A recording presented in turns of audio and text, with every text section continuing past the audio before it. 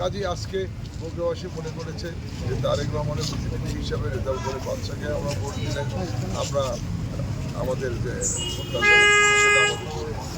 তো বগুড়াবাসীর দীর্ঘ একটা প্রত্যাশা বগুড়া পৌরসভাকে যাতে সিটি কর্পোরেশন উন্নতি করা হয়, তো সেই ক্ষেত্রে আপনার কতদিনের মধ্যে আপনি সেই প্রত্যাশা পূরণ করতে পারবেন বলে আপনি মনে করেন? ধন্যবাদ।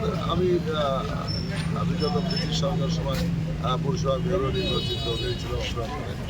তো আমি 3 বছর দায়িত্ব পালন করার পরে অন্তর্বর্তীকালীন সরকার আসলেন। আমি তখনই এই ব্যাপারটা নিয়ে বিভিন্ন আলোচনা করেছি এবং আমাদের আজকের দিনে মাননীয় প্রধান তিনি 2001-06 সময় এই বগুড়া পৌরসভাকে বিদায় 12টা ওয়ার্ডকে তিনি 10টা ওয়ার্ডে এবং এই যে বর্ধিত এলাকা নিয়ে আমরা কাজ করেছি। এটি আয়তন প্রায় 70 বর্গ কিলোমিটার, 21টি ওয়ার্ড। এইটা আজকে অনেক প্রতিক্রিয়া জানাচ্ছেন কিন্তু তারা সিটি কর্পোরেশন আমরা আশা করবো অতি দ্রুত মাননীয় প্রধানমন্ত্রী একটি বিষয়ে জামাতের যে প্রার্থী তিনি পরাজিত হয়েছিলেন, তিনি বলছেন যে এই বগুড়া নির্বাচনটা মাগুরা নির্বাচনে পরিণত হয়েছে, এখানে জাল ভোট হয়েছে, প্রশাসন এখানে হস্তক্ষেপ করেছে, ইঞ্জিনিয়ারিং হয়েছে। এই অভিযোগের প্রেক্ষিতে আপনার বক্তব্য? ধন্যবাদ।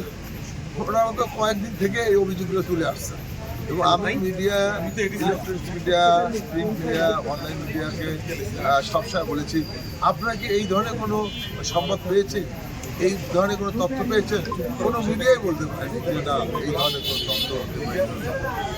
আজকে যে নির্বাচনটি হয়েছে আমি মনে করি বাংলাদেশে যতগুলো নির্বাচন হয়েছে, যে নির্বাচন সুষ্ঠু অবাধ নিরপেক্ষ নির্বাচনে আমরা রক্ত দিয়েছি, আজকে নির্বাচনটা সেটারই বহিঃপ্রকাশ এবং একটি সুষ্ঠু অবাধ নিরপেক্ষ নির্বাচন। আপনারা মাঠে ছিলেন, আপনাদের অনেক মিডিয়া ছিল, অনলাইন ছিল এবং এখন একটি টেলিফোন যার হাতে আছে অ্যান্ড্রয়েড ফোন, তিনি একজন এখন সাংবাদিক।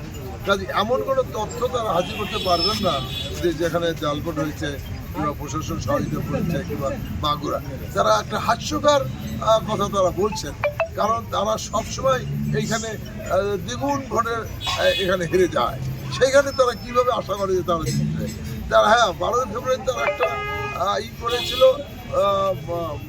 যে তারা জান্নাত দেবে, তারা বেস্ত দেবে, তারা আপনার নগদ বিকাশের মাধ্যমে কিছু মানুষকে বিভ্রান্ত করেছে বটে, কিন্তু তারপরও আমাদের মাননীয় প্রধানমন্ত্রীর কাছে তারা দ্বিগুণ বেশি ভোটে খেলেছে। আর এটি আমাদের যদি আপনার ইতিহাস দেখেন, আমাদের বিশ্বত বিদ্যুৎ সরকার সাহেব এখানে উপনির্বাচন জয়লাভ করেছে, আমাদের দ্বিতীয় ফখরুল ইসলাম আলমগীর সাহেব জয়লাভ করেছে, আমাদের গোলাম মোহাম্মদ সিরাজ সাহেব জয়লাভ করেছেন। আজকে বগুড়াবাসী বগুড়া ভোটাররা আমাকে নির্বাচিত করেছেন।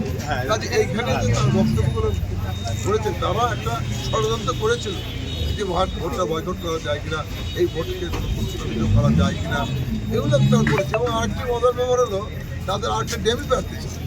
আমরা আওয়ামী লীগের সময় দেখেছি ডেমি প্রার্থী, এবার আমরা জামাতের কাছ থেকে দেখলাম একটি ডেমি প্রার্থী, ফুলকপি মার্কা ডেমি প্রার্থী, তার কোনো মার্কা নেই, পোস্টার নাই, কিচ্ছু নাই, প্রচার নাই। কিন্তু আজকে আমরা দেখেছি প্রত্যেকটা সেন্টারে একটা এজেন্ট ছিল এবং তারা জামাতের সদস্য, জামাতের সমর্থক এই ধরনের।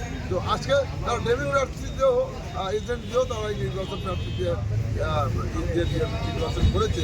তারপর তাদের একটা বড় ধরনের একটা ষড়যন্ত্র ছিল, কিন্তু হয়তো জনগণের প্রতিরোধের মুখে কিংবা জনগণের এই ব্যাপক একটা সমর্থনের কারণে তারা সেই ষড়যন্ত্র করে সফল হতে পারে।